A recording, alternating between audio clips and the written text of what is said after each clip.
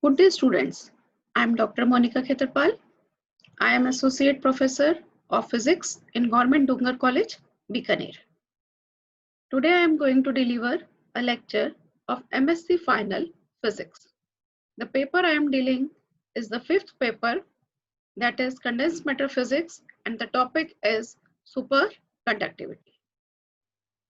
In my previous lecture, I have determined the thermodynamics of superconducting transition. This thermodynamics of superconducting transition was derived using the concept of Misner effect. According to Misner effect, in a superconducting state, magnetic field must be zero. We have taken type first superconductor. That means B equal to 0. Total magnetic field is completely excluded from the interior of superconductor. And the Misner effect shows that the transition between normal and the superconducting state is thermodynamically reversible. And this reversible transition is similar to that of a transition which is liquid vapor phase transition. Hence, we can apply the same type of thermodynamics in our case, that means in the superconducting state also. So, using the second law of thermodynamics and in the application of magnetic field, we have derived the Gibbs free energy difference. The expression we have already obtained is this first term. This is the Gibbs free energy of the normal state at a particular temperature T. And this zero means that there is no magnetic field in this state. The second term, Gs, this denotes the Gibbs free energy of superconducting state at the similar temperature T, and the magnetic field here is also 0. Hc is the critical magnetic field. We know that critical magnetic field is the field at which there is a transition from normal state to superconducting state. So, in the normal state and in the superconducting state, there is a difference in Gibbs free energy, and this difference is given by a factor Hc square upon 8 pi. Now, using this expression, we will derive another thermodynamical parameters. So, I am firstly deriving my entropy. Entropy is denoted by letter capital S. Capital S is equal to minus del G upon del T at constant pressure, and H is the enthalpy. Now, using the relation, this relation is known as Kroter and Casimir relation. Using the relation, we obtain our entropy difference. Differentiating this expression, I get the entropy of normal state minus Sn0, and from here I get entropy of superconducting state plus Ss0, and differentiating this term, I get 2Hc upon 8 pi and differential of Hc with respect to T. Now, entropy difference will be Sn0 minus Ss0 is equal to minus Hc upon 4 pi dHc upon dt. This is the difference in entropy between the normal and superconducting state. Here, in the right hand side, we have variation of Hc with temperature. Since we know that Hc is dependent on temperature according to the graph, that means the critical magnetic field Hc decreases as temperature increases. This shows, it is evident that value of Hc decreases as value of T increases. Hence, dHc upon dt, this factor will be less than 0. That means it will be negative.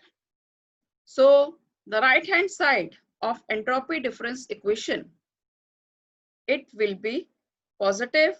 That means the entropy in the normal state will be more than entropy in the superconducting state.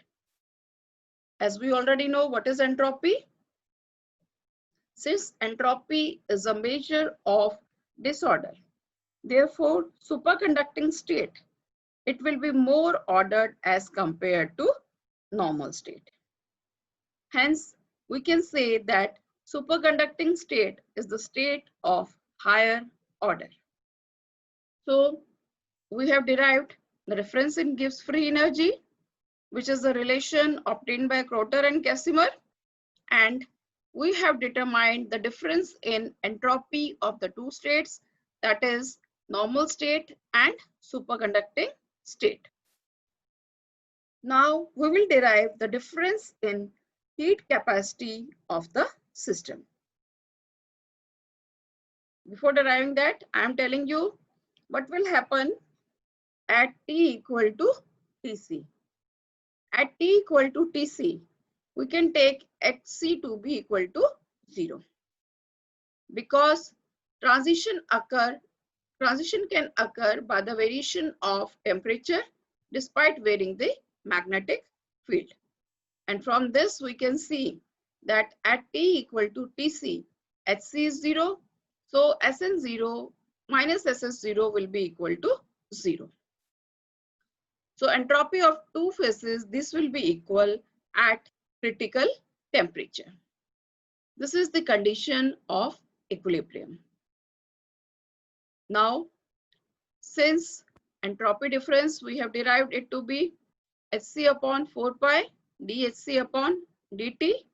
From here, we will derive the difference in heat capacity. The difference in heat capacity of superconducting state and normal state can be expressed by relation TdS upon dt. T, so here I am writing the difference in entropy of superconducting and normal state. Putting the value of Ss minus Sn, we get T differential with respect to temperature, and difference in entropy is Hc upon 4 pi dHc upon dt. We have to differentiate it with respect to temperature. The first term we get is the differential of this Hc with respect to temperature. dHc upon dt being same. Now keeping Hc to be same, I am differentiating dHc upon dt. I get d2Hc upon dt square. So I get the difference in the heat capacity of superconducting and normal state. Now, by varying the temperature, we can change the state of a material. We don't need magnetic field to change the state of a material. So I am using Hc to be 0. Putting Hc to be 0 and varying the temperature to T equal to Tc. The difference in heat capacity of the states can be determined. So T is Tc upon 4 pi. This is whole square at T equal to Tc, and Hc is substituted to be 0. So I got the value of difference in heat capacity to be equal to Tc upon 4 pi dHc upon dt whole square at T equal to Tc. This formula is known as Rödinger formula, and this formula is in accordance with the specific heat versus temperature graph. Here I am showing the electronic contribution of specific heat, its variation with temperature. This is the graph of specific heat for normal state, because here temperature is greater than Tc. Now, when we move to Tc, it is clearly evident from this graph that there is an abrupt jump in the specific heat. This jump can be seen. Earlier this was the graph. Now this has shoot up and this graph follow the path. That means at T equal to Tc, there is a discontinuity in the specific heat curve of superconducting material, as there is a transition from normal state to superconducting state. We know that entropy, we have derived our entropy using the expression minus del G upon del T. And from this entropy, we have derived specific heat. Specific heat is TdS upon dt. Putting the value of entropy, we get it to be minus T del double differential of G with respect to temperature. So specific heat can be obtained from Gibbs free energy by its double differential with respect to temperature. Now we know that order of transition can be determined by the order of differential of Gibbs free energy. Since specific heat contain the term which is second order derivative of G. So this transition is a second order transition.